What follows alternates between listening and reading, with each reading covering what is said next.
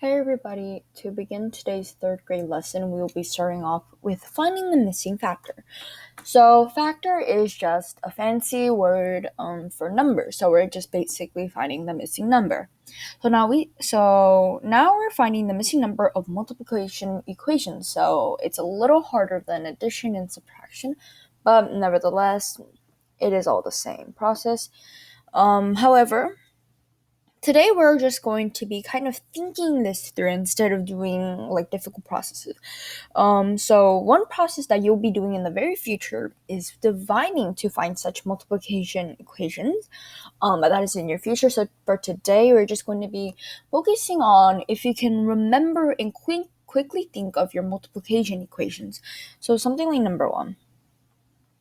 Okay, so we have a 4 and a 12. So basically we're finding 4 times what is equal to 12. So if we think our 4 multiplication table through, we get 4 times 1, 4 times 2, 4 times 3, 4 times 4, and etc. But if we think about it, 4 times 3 is 12. So, and if you're unsure, you can just try 3 times 4 and you get 12. So, yeah, that's basically your answer. So maybe something a little harder, such as number 7. So we have another 4. We just have to think again. 4 times what is equal to 32? So once again, you list it out: 4 times 1, 4 times 2, and etc. And you get that 4 times 8 is equal to 32. And if that doesn't, and if you want to double check, you can also try 8 times 4, once again, is 32. Therefore, 8 is your missing number. Moving on, we're going to be finding 6 multiples of each number.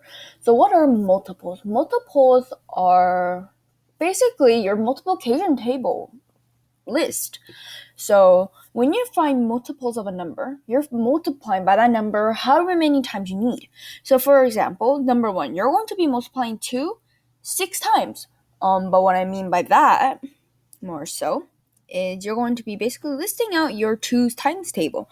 So 2 times 1, 2 times 2, 2 times 3, 2 times 4, 5, and 6. So this is what I mean. So you're just going to be multiplying 2 until 6. So 2 times 1, 2, 3, 4, 5, 6. This is not your multiples. This is just something to help you out. Your real multiple answers are 2, 4, 6, 8, 10, and 12. This is your multiples, and these are your answers. This, what I'm erasing, is just the equations that'll help you get to the answer. Let's try something a little harder, maybe like number 4. Once again, it's just the same process. So you're just going to be multiplying 6 until 6. So 6 times 1, 2, 3, 4, 5, 6. This is once again just equations to help you out get the answer. So you get 6, 12, 18, 24, 30, and 36. These are your multiples of 6. These are just equations to help you out.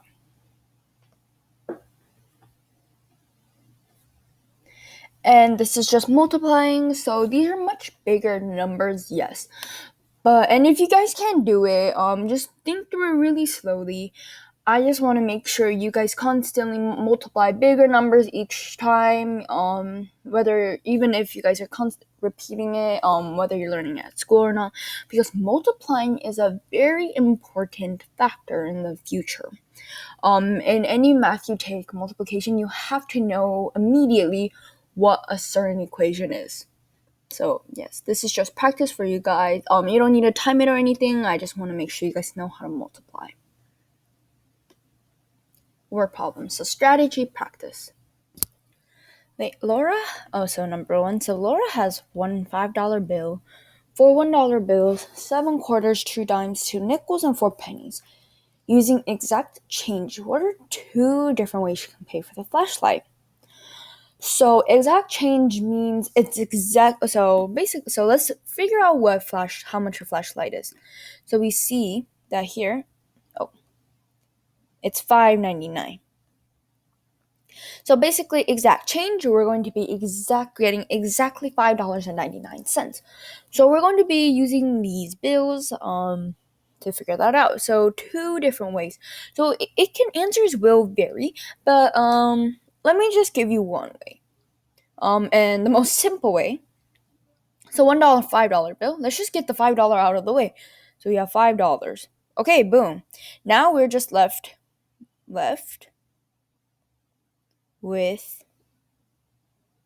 99 cents, right? Okay, so now let's use the coins.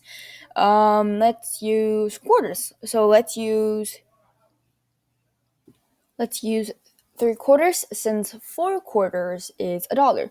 So let's go with 3/4 is 75 cents. So let's just go with 0.75. So now 99 minus 75. So let's do the math. Is 24. So now we're left with 24 cents. Okay, so let's use 2 dimes now, since that is easily 20 cents. So we get 20 cents. Okay, so now we're going to be left with 4 cents, which can easily be used with the 4 pennies. So then you get an exact change of $5.99. So this is one way you can do it with these coins or these monies. I hope this all made sense, and thank you for listening.